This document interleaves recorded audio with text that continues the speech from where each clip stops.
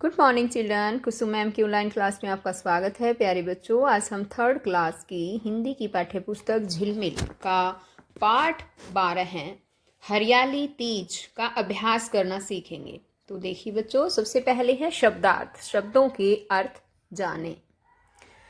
झूलन, झूलन का मतलब होता है झूलने। कोथली, कोथली का मतलब है त्योहार पर लड़की के मायके से भेजी जाने वाली मिठाई या पकवान। मिठाई और पकवान भी होते हैं और इसमें साथ ही वस्त्र भी होते हैं पहनने के। ठीक है। सामन, सामन का मतलब है सावन। जांगी, जांगी जो है वो हरियाणवी शब्द है, इसका मतलब होता है जाऊंगी। अब है इसके क्वेश्चन आंसर पाठ से। तो देखिए, हरियाली तीज कब मनाई जाती है? तो बच्चों, हरियाली तीज श्रावण मास के शुक्ल पक्ष की तृतीया तिथि के दिन मनाई जाती है। तृतीया का मतलब है तीज, इसी वजह से इसको तीज कहा जाता है। ठीक है। दूसरा क्वेश्चन है, डाला रोकना से क्या अभिप्राय है? डाला रोकना, तो बच्चों, तीज से कई दिन पहले मजबूत टहनों की पहचान करके अपना निशान लगा दिया जाता है ताकि कोई दूसरा उस पर झूला ना डाले। इसे डाला रोकना कहते हैं। आ गया ना समझ में?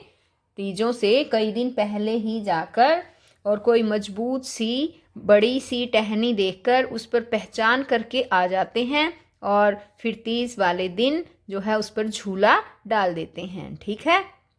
और करके आते हैं निशान लगा के, पहचान करके, ताई और उस पहचान करने के बाद कोई और दूसरा उस पर झूला नहीं डालता है। वो डाला उस पहचान करने वाले व्यक्ति ने रोक लिया होता है। इसी को डाला रोकना कहते हैं। आगे क्वेश्चन है, विवाह के बाद लड़कियां पहली तीज कहाँ मनाती है और क्यों?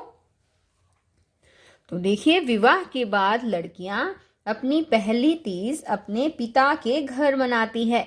इस दिन उनके ससुराल से उनके लिए सिंधारा आता है, जिसमें रेशमी झूला, वस्त्र, सुहाग की वस्तुएं व चूड़ियां होती हैं। आगे क्वेश्चन है कि भाई बहन के घर क्या लेकर जाता है? तो बच्चों, भाई बहन के घर कोथली लेकर जाता है। आपने भी तो देखे होगा कि आपके मामा जी तीज वाले दिन या तीज से 2-4 दिन पहले ही कोथली देकर जाते होंगे, है ना? अब आगे है आपकी बात। आपकी बात में बच्चों वैसे आपको ही आंसर देना होता है। ठीक है। आप मुझे बताओगे कि आपकी बहन तीज के दिन क्या करती है? बताओ बच्चों, शाबाश। क्या करती है आपकी बहन? झूला झूलने जाती है ना? और आप क्या करते हैं? आप खेलते होंगे, पतंग उड़ाते होंगे तीज वाले दिन, है ना? मौज मस्ती करते हैं। तो ये बात यहाँ पर आप जो जो करते हैं वो आप खुद मुझे बताना। ठीक है। अब आगे है पेज नंबर 69। देखिए, आपका मनपसंद त्योहार कौन सा है और क्यों? तो बताओ बच्चों, आपका मनपसंद त्योहार कौन सा है? किसी को तो होली पसंद है, किसी को दिवाली पसंद है ना? किसी को तीज का त्योहार पसंद है। तो यहाँ पर आप जरूर बताइए कि आपको कौन सा त्योहार पसंद है और क्यों पसंद है। आगे है कि आपके घर में तीज कैसे मनाई जाती है और आप उस दिन क्या क्या करते हैं। तो बताइए बच्चों, क्या क्या करते हैं उस दिन? नए नए कपड़े पहनते होंगे, है ना? और अच्छा, क्या क्या बनता है आपके घर में? खीर, पूरी, हलवा, है ना? तो ये आप खुद अपनी मम्मी को भी बता देना कि मम्मी तीज वाले दिन, अगर आपको नहीं पता है तो मम्मी से भी पूछ सकते हो। ठीक है ना? आगे देखो, कौन से त्योहार से किसका क्या संबंध है, मिलान करें। यहाँ पर देखिए, कुछ त्योहार दे रखे हैं और यहाँ पर उनसे संबंधित कुछ बातें हैं, जैसे लड्डू, चूरमा, घेवर, इस तरह से। तो हमें मिलान करना है कि किस त्योहार पर क्या होता है। एक के साथ एक से अधिक मिलान भी हो सकता है। देखिए, अब है दिवाली। दिवाली वाले दिन क्या होता है भाई? बताओ। खील पतासे और दिवाली वाले दिन फुलझड़ी, है ना? तीज का त्योहार है। तीज के त्योहार में घेवर, होली का त्योहार है तो रंग बिरंगी होली है ना, तो ये रंग और पिचकारी का प्रयोग किया जाता है। रक्षाबंधन वाले दिन लड्डू, और भी तो बहुत सारी मिठाइयाँ आती होगी है ना, यहाँ लड्डू दे रखा है तो लड्डू पे कर दिया। ईद वाले दिन तो सेवइयाँ बनती है ना बच्चों। और दुर्गाष्टमी के दिन लाल चुनरिया मैया रानी की लाते हैं ना।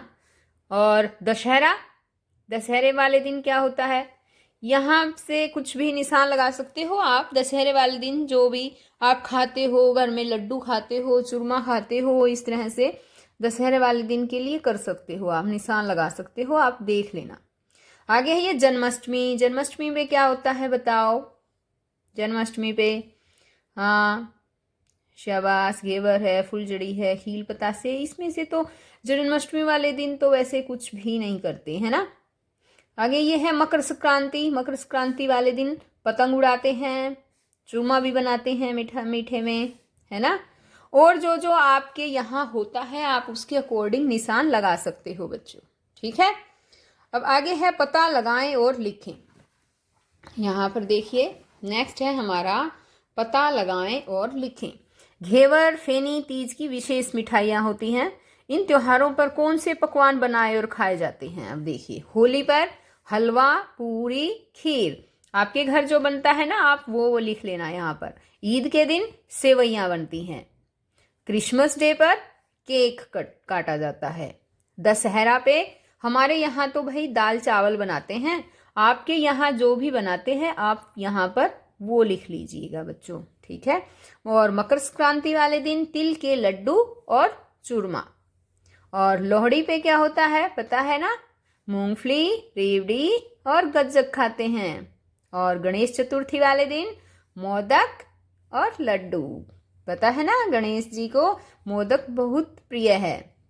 और गोवर्धन पूजा पर अन्नकूट मिलता है ना मंदिर में मिलता है और सभी लेकर आते हैं उसे, तो गोवर्धन पूजा वाले दिन अन्नकूट खाते हैं। अब आगे देखिए 70 पेज नंबर है, पेज नंबर 70। भाषा की बात। इन्हें तुम्हारी बोली में क्या कहते हैं। तो देखिए बच्चों, बहन को हम दीदी कहते हैं। पिता को हम पापा बोलते हैं है ना, पापा जी। और चाचा को चाचा बोलते हैं, कई जैसे चाचू भी बोल देते हैं है ना। और शगुन को शगुन ही बोला जाता है। विवाह को हम शादी भी बोल देते हैं और हरियाणवी में ब्याह भी बोल देते हैं है ना, ब्याह। और रुई को रुई बोलते हैं, चुनरी को चुंदड़ी भी बोल देते हैं। हाथ का पंखा है, इसे बीजना बोलते हैं है ना। दिए गए वाक्यों के लिए एक एक शब्द लिखें।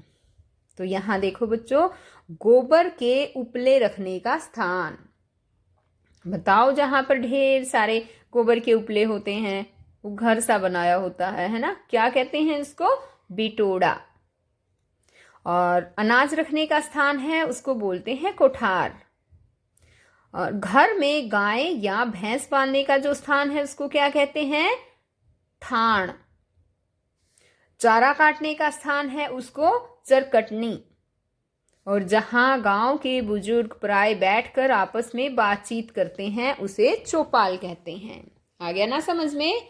अब आगे देखो बच्चों, ये है पेड़ को वृक्ष और तरु भी कहते हैं। इन्हें किन किन नामों से जाना जाता है। देखिए, यानी पेड़ के पर्यायवाची शब्द हैं ये वृक्ष और तरु। तो हमें इन नीचे दिए गए शब्दों के भी पर्यायवाची यानी कि समानार्थक शब्द बताने हैं।